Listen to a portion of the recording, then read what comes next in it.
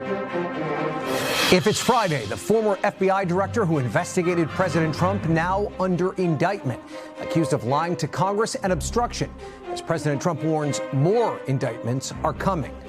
Plus, shutdown countdown with just days to go before the government runs out of money. There is no sign of a solution. Lawmakers are at an impasse, and federal workers brace for mass layoffs. And President Trump tells reporters he thinks he has a deal to end the war in Gaza and release the remaining hostages, as Israeli Prime Minister Netanyahu vows to, quote, finish the job in a fiery United Nations speech met with protests and mass walkouts.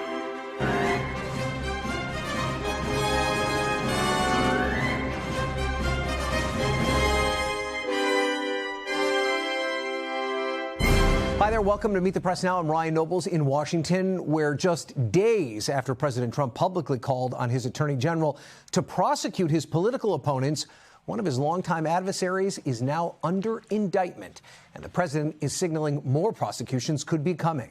In an historic development, a federal grand jury indicted former FBI Director James Comey late yesterday in connection with congressional testimony that he gave in September of 2020. In that testimony, Comey told Senator Ted Cruz that he stood by testimony from 2017, denying he authorized a leak of information. Comey now charged with one count of making a false statement and one count of obstruction of a congressional proceeding. He could spend up to 5 years in prison if convicted. Now, Comey denies any wrongdoing, and he's vowing to fight the charges he now faces. My family and I have known for years that there are costs to standing up to Donald Trump. But we couldn't imagine ourselves living any other way. We will not live on our knees, and you shouldn't either. Somebody that I love dearly recently said that fear is the tool of a tyrant, and she's right. My heart is broken for the Department of Justice, but I have great confidence in the federal judicial system, and I'm innocent. So let's have a trial and keep the faith.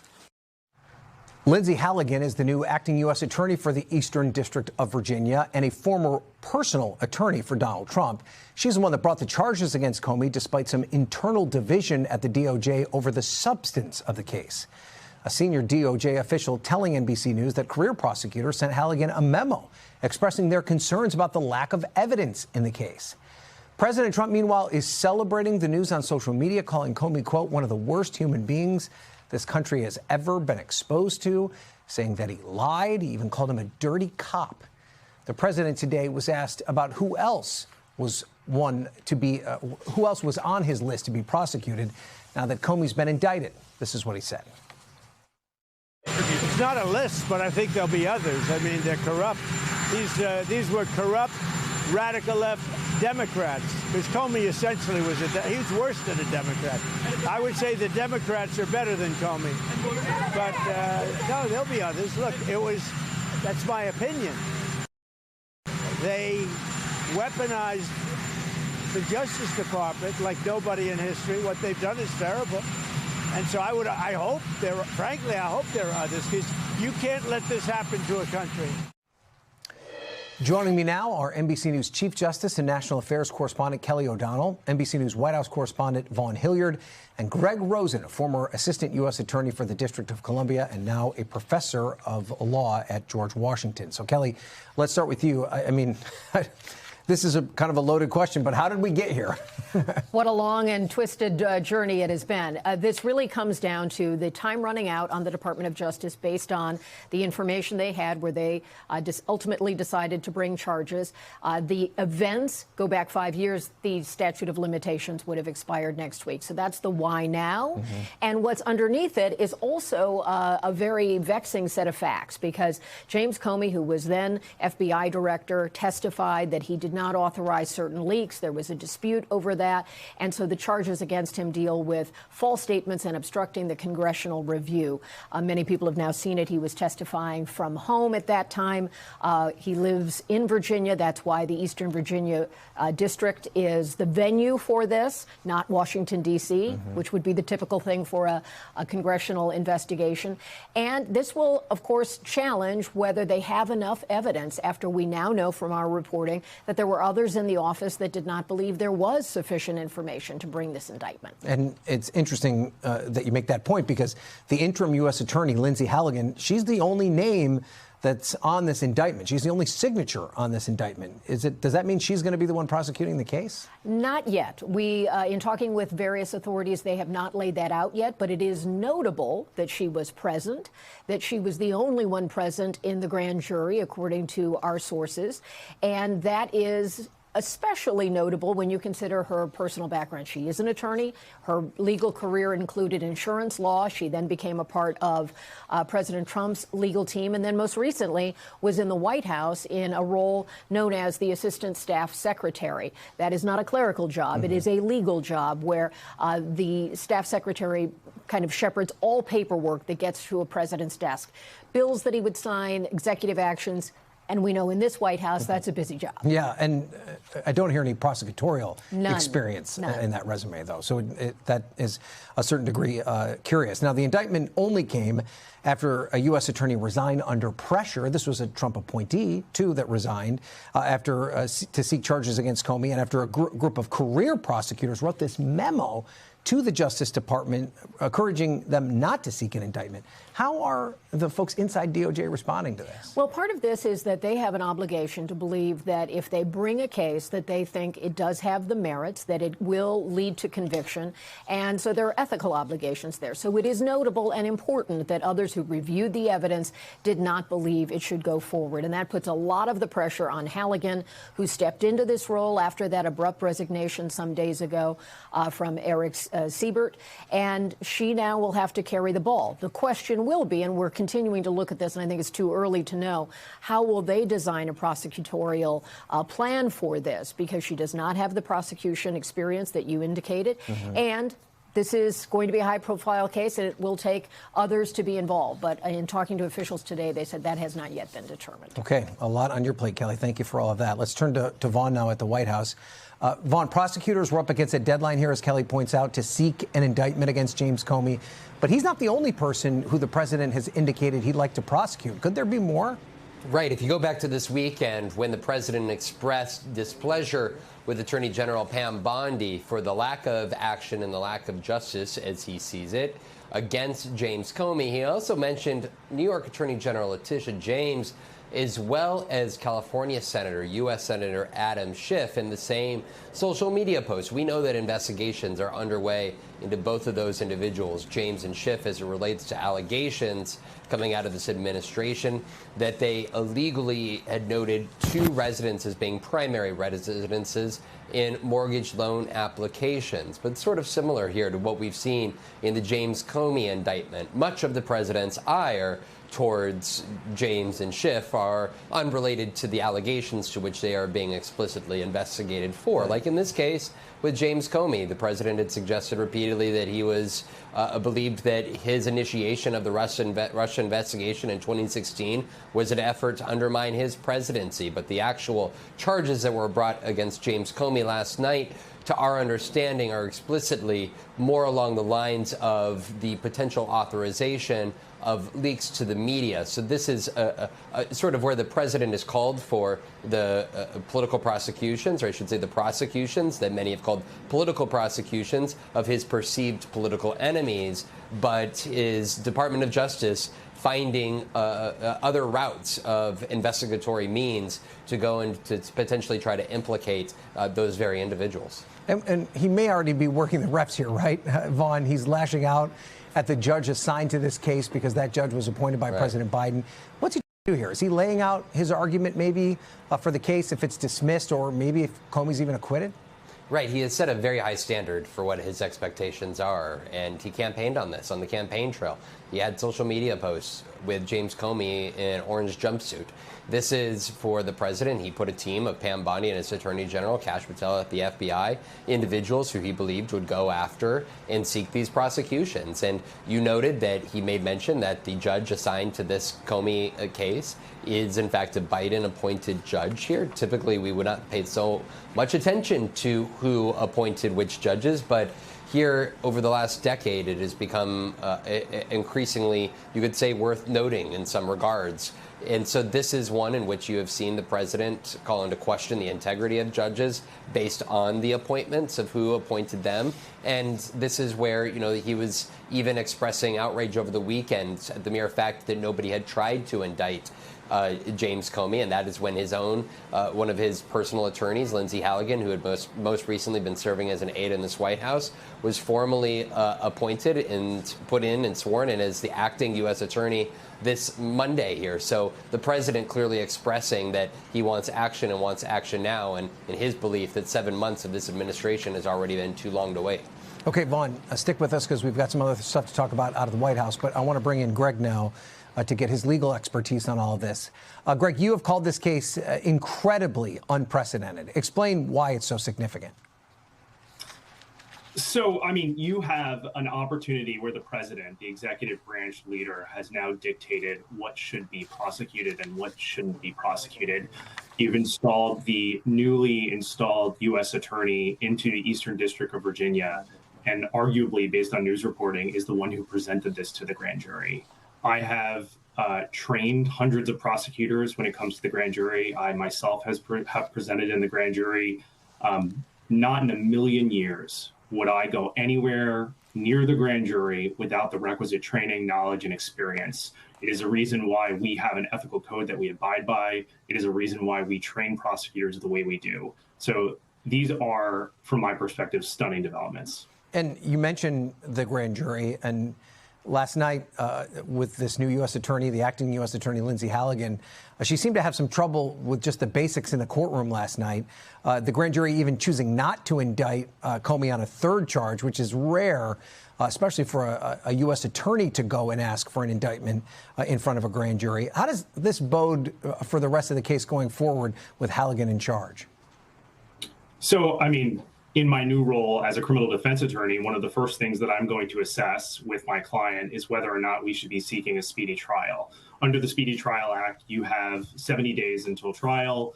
The Eastern District of Virginia, as you probably know, is referred to as the rocket docket. That means that they will likely ask sooner than later.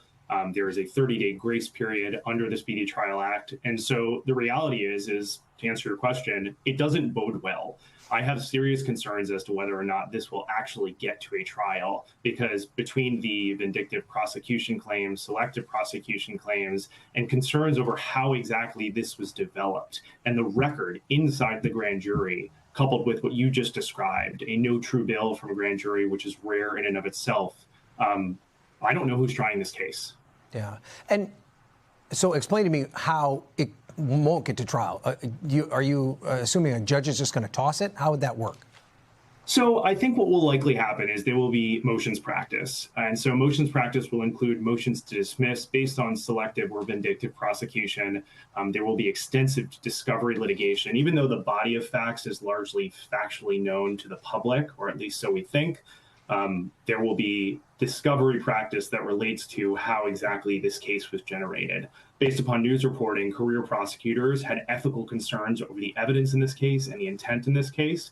And if I were in that position, I would be looking to determine, as a defense attorney, I'd be looking to determine exactly what was presented to the grand jury, what instructions of law were presented to the grand jury, what evidence was, and importantly, was not actually introduced to the grand jury that happens to undercut intent. Because this case rises and falls on intent. That's the whole kit and caboodle. Yeah. And so let's say it gets tossed from this court.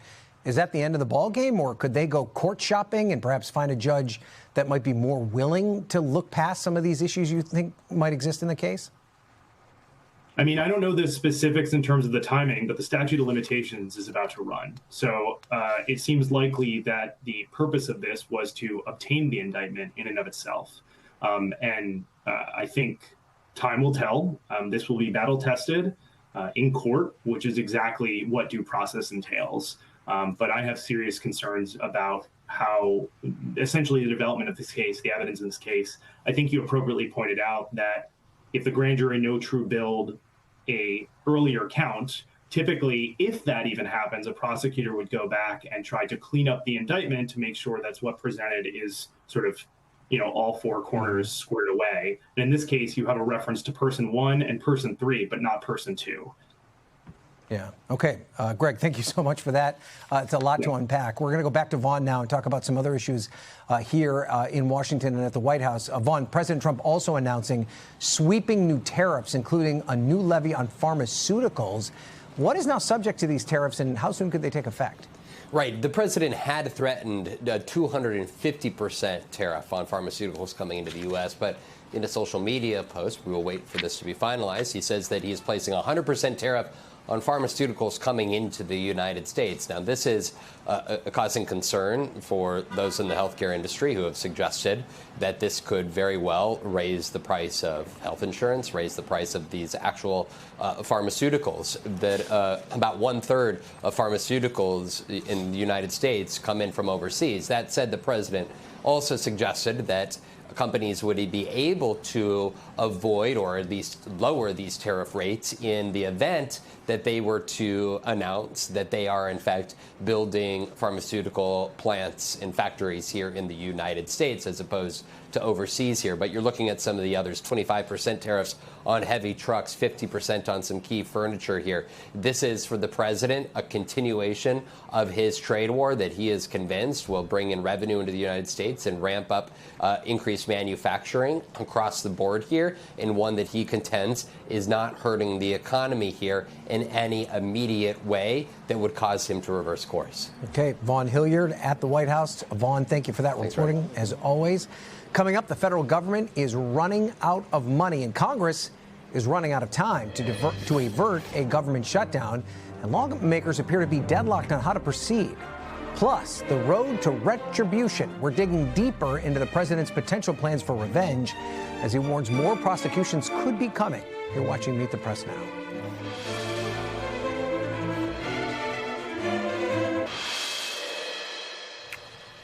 Welcome back. We're now just 4 days away from a government shutdown with absolutely no sign of resolution.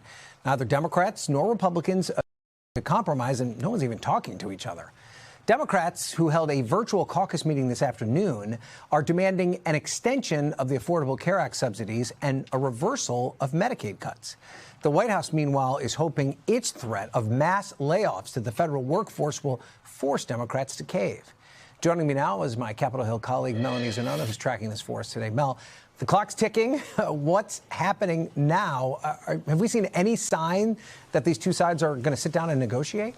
Yeah, at this point in time, there is virtually no sign that the two sides are ready to sit down and negotiate with one another. Trump canceled a planned meeting with Democratic leaders that was supposed to happen yesterday, and House GOP leaders decided to not even bring members back until after the government funding deadline. So I think at this point, Chuck Schumer and John Thune, the closest they're going to get to each other is when they appear on Meet the Press this Sunday with our Kristen Welker for separate interviews. So the feeling right now is just it's probably going to take a government shutdown to get one of the sides to back off their position and to actually blink in this very high-stakes game of chicken. Now, as you know, Congress can always surprise us. Deals can come together at the last minute. It just does not feel like that is going to happen in this very moment. And that's why, as you like to say, our shutdown meter is spiking high today. Excellent tease to the Sunday show as well, Mel. Maybe Kristen can be the one to bring the two sides together. We'll have to wait and see. But let's talk about a possible path forward. Once we're in a shutdown, could it be very difficult to get out of it? Yeah, that's something you and I have talked about a lot, right? It's very easy to actually get into a shutdown. It is much harder to get out of one. And that is what Democratic leadership especially needs to be thinking about as they weigh their next move. They've made a trio of demands, including rolling back some of those Medicaid cuts in the big, beautiful bill, permanently extending Obamacare subsidies, which are set to expire at the end of this year, and also prohibiting future rescissions or clawing back already approved spending from the White House. Of those three demands, though, Ryan, only one of them have Republicans even expressed an ounce of interest, and that is Obamacare subsidies. Because if premiums go up, that is obviously going to be very problematic politically for Republicans, but they are insistent that they don't want to do this on a 7-week clean CR. Perhaps there is some sort of side deal or sidetrack negotiation, but as long as Republicans feel like they are winning the shutdown fight, they have very little incentive to negotiate with Democrats on any of those issues. So let's talk about that part of it, right? Because that perhaps would get both sides to the table very quickly if there was some indication as to who might win or lose a shutdown. Is it clear right now who's getting the blame for shutting the government down if it gets to that? Well, I would say history tells us that the party that is standing in the way of funding or blocking funding, especially if it's just a clean CR, a pretty straightforward bill as we see here, that party tends to get the blame, which in this case would be Democrats. But Republicans have had a number of unforced errors, from canceling that meeting with Democratic leaders to not bringing in members until after the funding deadline, to even, I would argue, that memo from the OMB director threatening layoffs if there's a shutdown. And I would also say we're just in such an uncharted political moment and political territory that I don't know that conventional wisdom always applies. And the Democratic base has been clamoring for their leadership to stand up to Trump. So I think it very much remains to be seen who's actually going to get the blame here, Ryan. Yeah, maybe everyone gets the blame, which is often what happens in a shutdown. All right, Melanie Zanona, thank you for breaking it down. Let's bring on our panel now to talk more about this. Julia Manchester is a national political reporter for The Hill. Cornell Belcher, Democratic strategist and an NBC News political analyst. And Brendan Buck, a former press secretary to Speakers John Boehner and Paul Ryan, also an NBC News political analyst, and a guy that's dealt with a shutdown or two at different points in his career.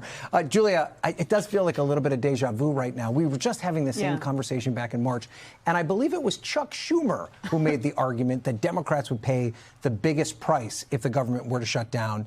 Do you think Republican leaders already know that, and that's part of the reason they're willing to hold out? You know, possibly, but I think the biggest question right now is, does Chuck Schumer cave, or does he, stand firm with other Democrats? We'll see. He got a lot of pushback, and a lot of those other Democrats that voted with him, or the few of them, got a lot of pushback as well. So I think going forward for Democrats, I think they right now, even though Republicans obviously are in the majority in the House, in the Senate, I think there is risk for Democrats too. I mean, there was a Quinnipiac poll that was released this week that showed 30% of Americans say they approve of the job Democrats are doing. That's not to say that Republicans and President Trump don't have low approval ratings, but I think there is risk for Democrats, particularly going into the midterms. One other thing I find interesting, and we could draw some comparisons to this race, but the Virginia governor's race is coming up, and a lot of that race is going to hinge on attitudes towards the DOJ cuts. We know that obviously Virginia is in close proximity to Washington, D.C.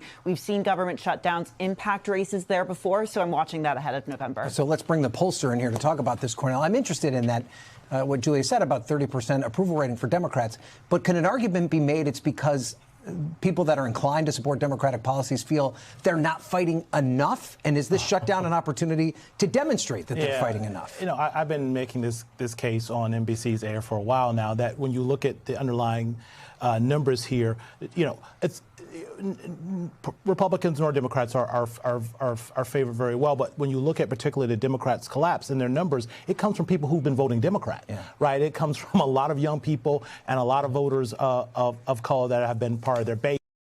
Sees what's happening in this government as an existential threat to their freedoms and their economic opportunity, and they do want Democrats to fight more. And on the question of who loses, look, I've been looking back at this, and you can weigh in on this. Look, I wish there were big electoral punishments for shutting down the government. But if you look back across history, you don't see a lot of people going to the voting polls going, you know what, they shut down the government, so I'm going to make them pay. Yeah, 200 things are going to happen from now until the next election. We in 2013, we led a government shutdown that lasted for over 2 weeks. And in the next election, we took back the Senate and had a really good night in the House. So it's not as though these things have stood the test of time in any way. That doesn't mean they don't have real impacts. I mean, if you're Abigail Spanberger or Winsome Sears Earle, the candidates in Virginia, they're probably going to have a much bigger impact, right? Absolutely. And, I mean, Melanie talked about something really important. What could be dramatically different is what the government is talking about, which is firing a bunch of the workforce. Usually during a government shutdown, people get furloughed. That means you can't work, but we're going to pay you when you come back. What OMB is talking about right now is permanently firing people and not bringing them back after a government shutdown. Whether that's a bluff, I don't know. But if they carry through on that, this could be something that does have a much longer tail to it. But it's also devastating. Look, who loses?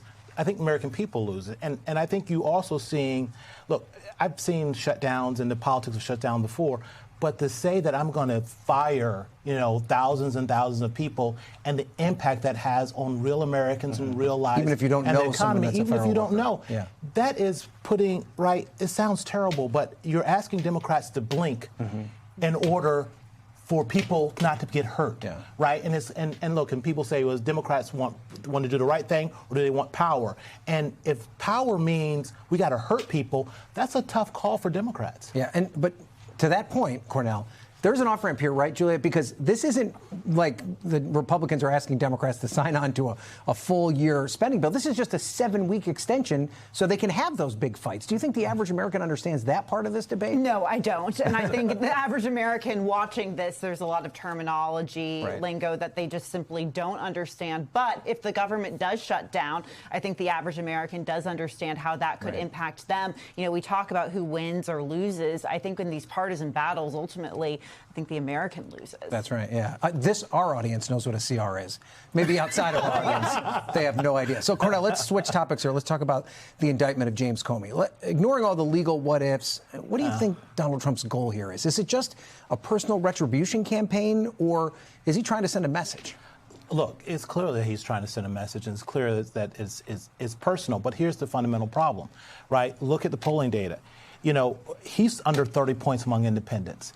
You know, he's lost his advantage on the economy. He's lost his advantage on immigration. He's lost his advantage on crime, right? This is a presidency that's collapsing. And at some point, I'm not being partisan here. At some point, if you don't want your presidency to collapse, you got to start doing things that people want. And on the top of the American agenda is not going after your political foes. It's about lowering the price of groceries and goods. And they seem to be focused on everything. And I'm not being partisan. They seem to be focused on everything except for the number one issue of America. It's funny you raise that, because it's something that I've been thinking about as well. This is a president whose polling is collapsing. There's a lot of problems going on, but he's certainly not acting like it. Right. He is still acting like a president who's got the wind at his back and is doing whatever he wants. And you say they. I really think it's just him. I mean, they had an attorney in this district who was not willing to bring charges that he appointed, yes. And fired that person and brought in someone else just for this purpose. Right. And he's setting out his orders over social media. So I think he hasn't got the memo that he's not doing very well politically. Part of that be, Brennan, though, because he is not going to run. Well, he can't run for re-election. I mean, it's also because he still has a very large portion of the country who's ride or die with him, and they're never going to back away, and that's all he really cares about. And so, he's going to operate much differently than the sort of political guardrails we usually think about. Look, I still think he wants to be popular. I think at some point political guardrails still matter. But when it's something this personal to him, I don't think he cares about that. He's going to do what feels good. But you know this well, right? We're looking at going into a midterm. He's not doing anything to help House Republicans. He's not. Yeah. Unless it's some kind of enthusiasm play, and that's something that we are worried about for the midterm is, are Trump voters going to come out? Can he keep them happy and keep doing things to keep them happy? Sure. But in terms of what are the issues that we want to talk about the most? Yeah, there's no plan here. It's whatever emotionally he wants to do that day. And Julia, that could be a problem for him, right? Even if he's not running for re-election again, if Democrats get control of the House Judiciary and Oversight Committees, they could really make his life difficult, couldn't they? Absolutely. I mean, one argument I hear from Democrats this week in terms of what, Trump has done to Comey is, this sets a bad precedent going forward. If the script were flipped, I mean, what if this sort of gives a permission slip going forward for Democrats to go after President Trump and his allies? President Trump and his allies would say that already happened in the hush money trials, et cetera. But that's one argument, that it sets a bad precedent. Republicans say there's already a precedent. I mean, could that be dangerous for Democrats, though, Cornell, to get too far into investigating the investigators after we've already investigated the investigators? If they get power back, should it only be about these kitchen table issues? Well, that's the pickle, right? They also have a job to be the check on the president and the executive, right? Again, I'm really trying not to be a partisan here, because I could easily be a partisan here, but I really want to just be an American. It is their job to check the president. And if the president is doing these unprecedented things, and these things that are questionably within the law, it's their job, Republican or Democrat, to take a look at that and put a check on his power. And I really want the Congress to put a check on the power of the president, regardless if it's a Democrat or Republican. Okay, we're going to have to leave it there. Julia, Cornell, Brendan, terrific conversation as always. Thank you all. Up next, President Trump says he thinks there's a deal to end the war in Gaza, just moments after Israel's prime minister delivered a defiant speech to the United Nations, once again vowing to finish the job against Hamas. An expert weighs in straight ahead on Meet the Press Now.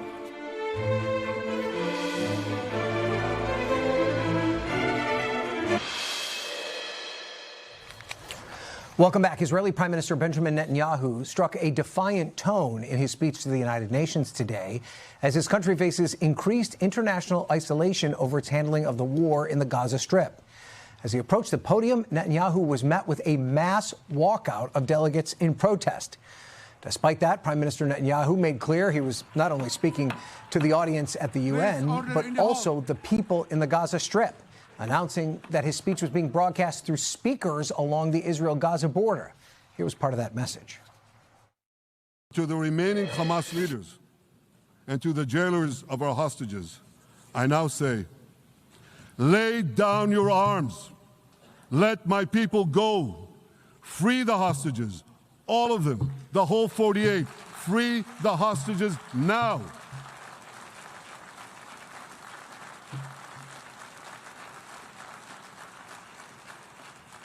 If you do, you will live. If you don't, Israel will hunt you down. Prime Minister Netanyahu also had a message for the world leaders who in recent days moved to formally recognize a Palestinian state. Your disgraceful decision will encourage terrorism against Jews and against innocent people everywhere. It will be a mark of shame on all of you. Western leaders may have buckled under the pressure. And I guarantee you one thing, Israel won't. Shortly after Netanyahu's speech, while speaking to reporters outside the White House, President Trump sounded an optimistic tone about ending the war in Gaza. It's looking like we have a deal on Gaza, and we'll let you know. I think it's a deal that will get the hostages back. It's going to be a deal that will end the war. It's going to be a deal it's going to be peace. I think we have a deal. Joining me now is Aaron David Miller, a former Arab-Israeli negotiator and a senior fellow at the Carnegie Endowment for International Peace. So President Trump said today there's a deal to end the war in the Middle East. Didn't really provide too many specifics around that. But did Prime Minister Netanyahu sound like somebody ready to make a deal? Look, if nothing else, this prime minister is an extraordinarily effective at presenting what he believes to be Israel's best case. One of my former bosses, Madeleine Albright, described, the late Madeleine Albright, described Benjamin Netanyahu as Newt Gingrich. This was about station identification. And frankly, Ryan, this was not the main event in his Washington visit, or his visit to the U.S. The main event will be Monday's meeting with President Trump. And you know, from the outside, you look at what Netanyahu said. He listen to the president talk about, as he's done repeatedly, at about every issue that he's confronted. 2 weeks, there's going to be a deal. We're on the verge of a deal. Mm-hmm. I suspect that we're somewhere in between. We'll see how the meeting goes, but I don't think President Trump has yet concluded that there's anything in this for him that would warrant the kind of pressure that would need to be applied on an Israeli prime minister to basically end the war in Gaza, given what you heard from that prime minister. Trump would have to be convinced, literally, that Netanyahu stood between the president and something he really wanted. What could that be? A Nobel Prize? A very transactional president. So I'm not persuaded yet he's ready to lower the hammer on Benjamin Netanyahu. Well, let's talk about Special Envoy Steve Witkoff, who says that the president presented Arab leaders with what he called a 21-point peace plan. What do you make of that? Witkoff said it could lead to a breakthrough. Do you think that's possible? I mean, it's possible, sure. Color me skeptical, though. I mean, the three basic questions, Ryan, it's 3 years, going to be entering the third year of this war in a week or so. And the three questions that this plan has to answer: who or what is going to govern Gaza? Who or what is going to guarantee security and law and order in Gaza?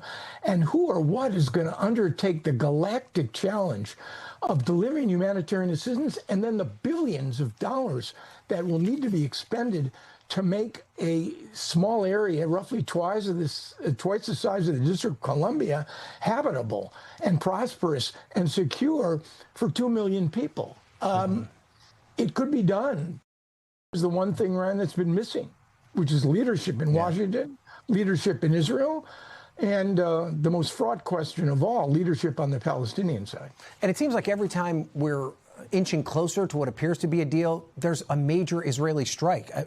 And not just on Gaza, but in other parts of the world. How does this strike on Doha, how does that halt the negotiations? And could it prevent him from really getting back on track? You know, it is extraordinary to me that 2 years on, the Europeans, the Americans, and you mentioned Doha, the key Arab states. I mean, look what came out of Doha. Not a single Arab state, either Israel's treaty partners or the Abraham Accord countries, have sought to impose a single cost or consequence on Israel or the Trump administration that normal humans might regard as serious, sustained, or serious, significant pressure on the Israelis. So I'm thinking the region is prepared to absorb just about anything. I come back to the fundamental point. You need, governance about choosing. You need an Israeli leader, an American president, and a Palestinian leader to make ending the war, creating a bridge from Gaza to a broader regional peace, to make any of this happen. And it's going to be a heavy-duty lift Monday and in the weeks and months going forward. And we have less than 30 seconds. I mean, what specifically are you most looking for out of that meeting on Monday? A happy face on the part of the Prime Minister, or a worried one when he emerges from that meeting. All right, you did it in less than 30 seconds. I appreciate that, Aaron. It's always good to have you on. Appreciate it. Thanks for having me. Have a good one.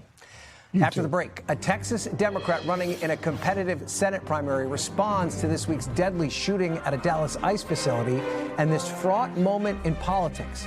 Keep it here on Meet the Press Now.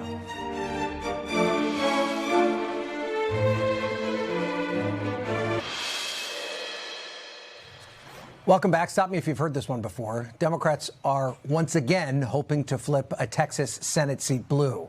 This time, it's Republican John Cornyn's seat they're eyeing, with Cornyn, who's held the seat for more than 2 decades, facing a primary challenge from Texas Attorney General Ken Paxton. There are multiple candidates in the Democratic primary as well, including my next guest, former Congressman Colin Allred, who's making another run after losing to Senator Ted Cruz in last year's election. Congressman, thank you so much for being here. I do want to talk about your campaign, but I want to start first with this deadly shooting at a Dallas ICE facility close to your home. Your reaction to yet another instance of political violence in this country? Well, thanks for having me on. And, I'm here in Dallas now. It's my hometown. It's where I was born and raised. And when events happen like this, it shakes the entire community. Lives were lost, families are grieving. And I think before we do anything else, we have to acknowledge that human loss. And also, we have to, I think, commit ourselves to pulling back from the brink of what I consider to now be an epidemic of politically motivated violence that's just been going on for months across the political spectrum, and one that showed up here in my hometown in a devastating way. What would you say, I should say, to those, including President Trump, who are blaming Democratic rhetoric about what's happening with ICE and law enforcement more broadly for this week's tragedy? I think a test of leadership is when there's a crisis. Do you exploit that crisis for yourself, for your own political gain, or to deepen whatever caused it? Or do you try and repair that breach? And I think we've seen time and time again that this president fails that test, that there are a number of people in positions of authority here in Texas and around the country that have been failing that test. We need leaders who will remind us of our common values that we share. As my friend and colleague John Lewis used to say, remind us that we might have come here on different ships, but that we're in the same boat now. There is a way to stamp out this kind of violence, but I think it requires all of us in our personal capacities, but also leaders across the spectrum in lowering the temperature and not being a part of the problem. And I'm quite honestly, I'm getting a bit angry about seeing this over and over again, that when these crises happen, that there are folks who are trying to exploit the crisis instead of trying to heal the divides. You are, of course, running in Texas. The border there already looms large in elections. Now that you have this shooting, which is tied to an ICE facility, and you, of course, have the president's very rigorous anti-immigration efforts, the mass deportation program, how much of a focus will immigration be and the border? How much will it be in next year's midterms? And how would you do things differently than what the administration's currently doing? Well, I think you and I had talked about this, but my family's from the border. My grandfather was a customs officer. I spent a lot of my childhood there. And I know that our border communities, are real places. They're not just places that, are kind of political backdrops or where cameras show, things happening. And I think what happened, previously was that there was way too much chaos, and we needed to have, some changes to try and reduce that. But what we can do is have a secure border, but also stick to our values. And I think that what we've seen is an abandonment of some of our most basic values, particularly due process. And I tell folks all the time here in Texas at our town halls that we don't give folks due process because of who they are. We give them due process because of who we are, that we've made a commitment in this country that we're going to follow certain codes, that we're going to follow certain procedures to make sure that folks get a fair hearing, and that yes, there may be deportation proceedings, but that those proceedings should be done consistent with the Constitution and with our values. And I think that balance is one that Texans understand that we can do. I think we're not seeing that balance done correctly. Let's talk a little bit more about your decision to run. You certainly outperformed the Harris-Wallace ticket in 2024, but you still lost to Senator Cruz by a significant margin. What makes it different this time around? Well, as you said, I'm proud that we overperformed the top of the ticket, and that we did it in some key regions like the Valley, like in South Texas, where we ran, I think, 8 points ahead, and we proved that we can compete in some places where Democrats sometimes fall short. But I'm an old football player, and I know that sometimes you lose a game, even if you play well, or even if some things went your way, and you look at it and you say, okay, what can we do differently? And one of the things that was really clear to me is that we needed to center, and for me this is personal because of my own personal story, being raised by a single mom, but center ourselves more on what's going on for working people here in Texas and across the country, that they're working harder for less, that they feel like they can't get ahead. And then we need to speak more directly to that, because I think they were promised in the last election that inflation was going to go away, that the economy was going to come roaring back for them. And they've gotten the exact opposite. They've gotten higher costs, they've gotten their health care taken away, they've had attacks on their kids' education and the schools that they go to. And this is not what they were hoping for. And I think we have to tell them, listen, you're not wrong to have hoped that you would get that back, that the economy would come back, but you were lied to. And that's what, to me, as somebody who comes from a single-parent household where we were struggling growing up, that's really important. And I want to drill down on that, talk to working people directly, and talk about what we can do specifically to help them. Of course, before you get to a general, though, you will need to win the primary, and you do have a competitive primary with State Representative Tallarico. He was on our program last week. He backed you in 2024. Now he's one of your challengers in the Democratic primary. Why should voters stick with you over him next year? Well, listen, I like James. He's a good person, and I think anybody's welcome to run. But I know who I am, and I know why I'm running. We have to focus on, which, as I said, is, I think returning our party to its roots of being about and standing for working people. And I don't have to read about that in a book. I don't have to, have a white paper to explain what it means when housing is too expensive. I just put out an affordability plan with a number of points in it, but one of them was on housing, and one of them was helping first-time home buyers afford to get into a house with their down payment assistance. That's personal for me because my mom rented a house for 20 years in a school district so that she could send me to a good school that I helped her buy when I was in the NFL. And the only reason she couldn't afford that house that she was renting was because of the down payment. So when I have a policy platform like that, I'm not just talking about it, it's something that I lived. And I think that authenticity, that experience is one that I've seen folks all across our state understand, that I'm going to fight for them, that I want to make sure that we center our politics on them. And then when we do that, I think we'll have better results in the elections, but I think we'll also, much more importantly, have better policy coming out of it for folks who really need it. And I remember being there with you in Texas about a month before the election, going to an event with your opponent, Senator Cruz, at that time. He relentlessly attacked you on the issue of trans athletes in youth sports. This has been a playbook that Republicans have run across the country. Has your message on this issue changed at all? How do you think your party has navigated this issue? And what's your message to your constituents that may be concerned about that issue? Well, listen, I think what I saw in the last election was somebody who was desperately trying to change the topic. And, unfortunately, in some ways, you could say that maybe they did. Because, he had nothing to run on in terms of what he'd ever done for folks or what he was going to be doing for people. And now we're seeing the result of that, which is the big, beautiful bill, going to take health care away from more than 1 million Texans, going to raise their light bill costs, going to make it harder for them to get ahead. That's the result of that fear mongering. But I also think that when it comes to things like this, that we can speak more clearly about it. And I think we have to do that. And for me, it's about making sure that folks are not discriminated against, but that we can have a conversation when it comes to sports about fairness. I'm a professional athlete. I understand that. I think Texans can have that conversation as well, and I think we're ready to do that. Do you think your Democratic colleagues in Washington should up to Republicans right now and getting some concessions before voting to keep the government open at the end of the month? I feel really strongly about this, that they have to hold the line. And, listen, the Republicans have the power in Washington right now. But in this case, Democrats have the leverage. And there are literally millions of Americans who are relying on us to make sure that their health care costs don't skyrocket or that they don't just lose their health care outright.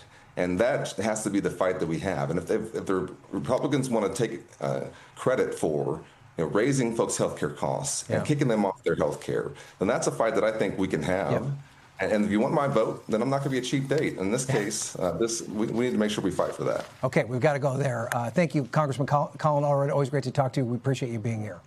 And still to come, a deep dive into how citizens are taking the initiative on ballot initiatives as some states move to tamp down on the democratic process. Keep it here on Meet the Press Now.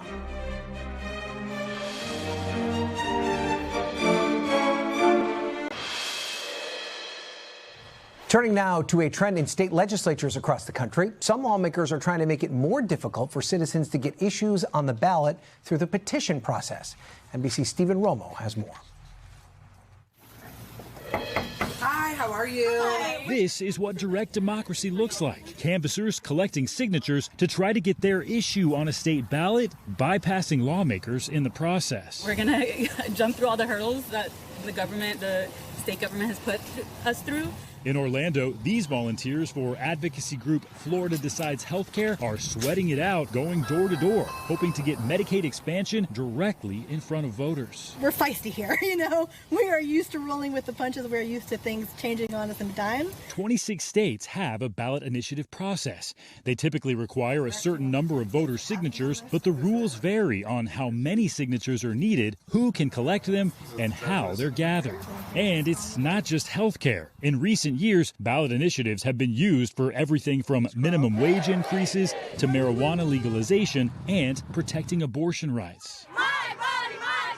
But those successes have led to backlash. Lawmakers in multiple states trying to tamp down on ballot measures. We've now seen a doubling over the past 2 years in pieces of legislation coming from largely conservative state houses trying to take that power away from voters. In 2025, the left-leaning Fairness Project tracked 148 bills across 15 state legislatures that aim to limit ballot initiatives. The more barriers you place on people saying you have to undergo a background check, or you need to take every page of signatures to a notary, or you need to ask every single person you're collecting from for the last 4 digits of their social security number. All of those things make it harder for people to participate. In May, Florida passed HB 1205, which adds provisions like potential felony charges for canvassers who collect more than 25 signatures without registering with the state, requiring signers to include ID numbers on petitions, and much more. Plain and simple.